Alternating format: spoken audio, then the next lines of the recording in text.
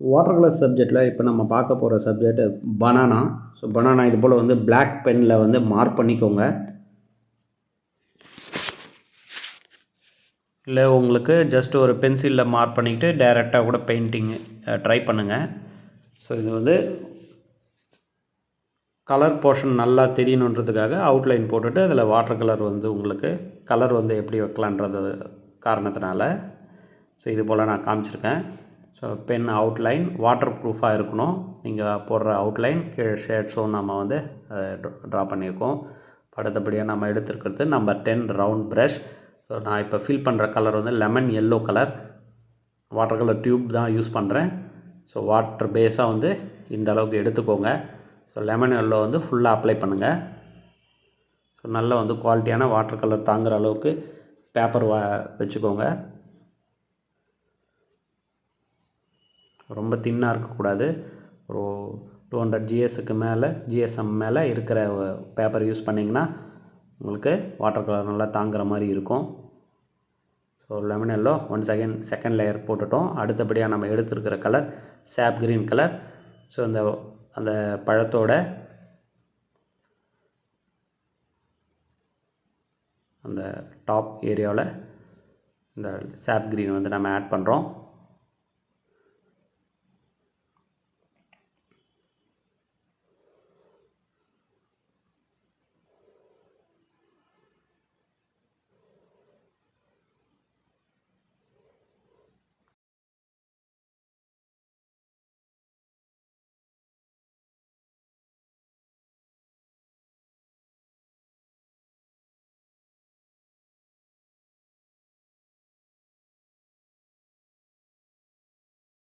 அதே போல் இந்த பழத்தின் முனைப்பகுதியிலையும் வந்து இந்த சாப் கிரீன் லைட்டாக வந்து வாட்டர் பேஸாக கொடுத்துருக்குறோம்.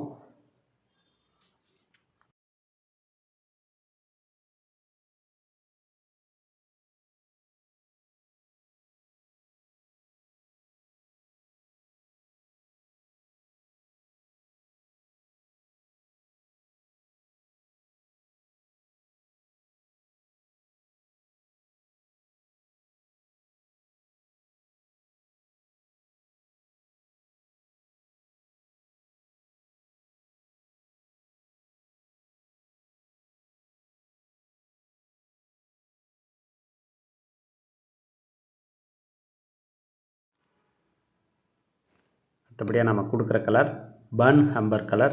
ஸோ லைட் ப்ரௌனாக தெரியுது பாருங்கள். So light brown colour. அதையே வந்து இந்த முனை பகுதிக்கும் அந்த லைட் ப்ரௌன் கலர் வந்து ஆட் பண்ணுற பாருங்கள். நம்பர் 6 ரவுண்ட் ப்ரஷ் எடுத்துக்கோங்க.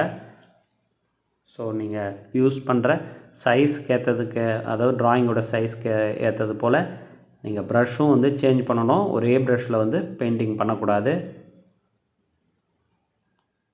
ஸோ அந்த பனானாவில் அந்த போர்ஷன்ஸ் இருக்குது பாருங்கள், மடிப்பாக அந்த போர்ஷன்ஸ் இருக்கிற பாருங்கள், அதை வந்து இந்த லைட் ப்ரௌனால் வந்து இந்த ஷேடு எப்படி அப்ளை பண்ணுன்னு பாருங்கள்.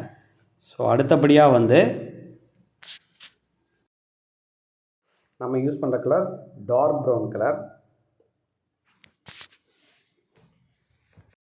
அதாவது வாட்டர் கலர் டியூப்பில் ரா ஹம்பர் கலர். ஸோ டார்க்காக இருக்குது பாருங்கள், ரா ஹம்பர் கலர். ஸோ இந்த ஃப்ரூட்டில் அங்கங்கே வந்து இந்த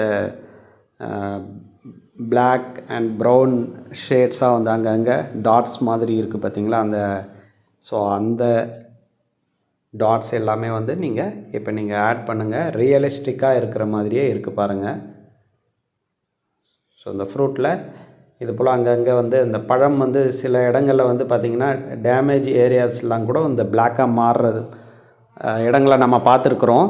ஸோ அதை தான் வந்து நீங்கள் இந்த டார்க் ப்ரௌன் கலர் வந்து இந்த டாட்ஸாக வந்து நீங்கள் ட்ரா பண்ணுங்கள். அடுத்தது அகெயின் வந்து அந்த காம்பு பகுதிக்கும் வந்து இந்த டார்க் ப்ரௌன் கலர்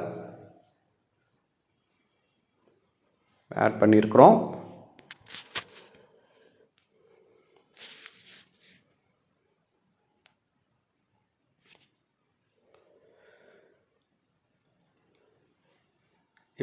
இப்போ நம்ம யூஸ் பண்ணுற கலர் வந்து இந்தியன் எல்லோ கலர் எடுத்துக்கோங்க. ஸோ இந்தியன் எல்லோ கலர் ஃபுல்லாக வந்து நம்ம இந்த ட்ராயிங் முழுக்க வந்து நீங்கள் அப்ளை பண்ணுங்கள். ஏற்கனவே அதாவது எல்லோ கலர் ஃபுல்லாக அப்ளை பண்ணுங்கள். அந்த ப்ரௌன் டார்க் ப்ரௌன் வச்ச இடங்கள்லாம் வந்து ரொம்ப அழுத்தமாக தேய்க்காதீங்க, களையக்கூடாது. அதே ரா ஹம்பர் கலர் ப்ளஸ் லைட்டாக வந்து பிளாக் மிக்ஸ் பண்ணிக்கோங்க. இந்த ஷேட் ஏரியாவை வந்து நம்ம வந்து இந்த ஷேட் நல்லா காமிக்கணும், இந்த ஃப்ரூட்டோட ஷேட் நல்லா காமிக்கணுன்றதுக்காக லைட் ப்ரௌன், அதாவது அந்த டார்க் ப்ரௌன் ப்ளஸ் லைட்டாக வந்து பிளாக், 1 ட்ராப் வந்து பிளாக் கலர் ஆட் பண்ணிக்கிட்டுங்க. இது வந்து ரொம்ப அழகாக வந்திருக்கு. நீங்களும் இதை வந்து ப்ராக்டிஸ் பண்ணி பாருங்கள்.